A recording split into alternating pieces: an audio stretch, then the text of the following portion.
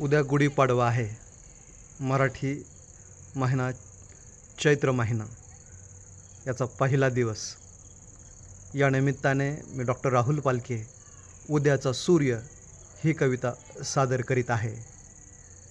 क्षितिजाच्या पार जायचे आहे, क्षितिजाच्या पार जायचे आहे, यशाचे शिखर गाठायचे आहे. मावळत्या सूर्याला फक्त एक सांगायचे आहे, उद्याचा सूर्य पाहण्यासाठी थांबायचे आहे, उद्याचा सूर्य पाहण्यासाठी थांबायचे आहे.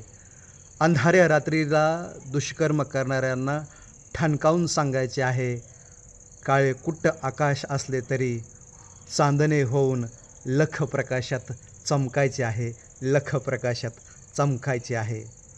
रस्ता कठीण असला तरी एक एक पाऊल पुढे टाकत जायचे आहे. मावळत्या सूर्याला फक्त एक सांगायचे आहे, उद्याचा सूर्य पाहण्यासाठी थांबायचे आहे, उद्याचा सूर्य पाहण्यासाठी थांबायचे आहे. झाले गेले ते विसरून जायचे आहे, झाले गेले ते विसरून जायचे आहे. नव्या क्षणाचे स्वागत आता जोमाने करायचे आहे, नव्या क्षणाचे स्वागत आता जोमाने करायचे आहे. नव्या दमाने गुढी उभारूनी अडचणीचे डोंगर पोखरायचे आहे. मावळत्या सूर्याला फक्त एक सांगायचे आहे, उद्याचा सूर्य पाहण्यासाठी थांबायचे आहे.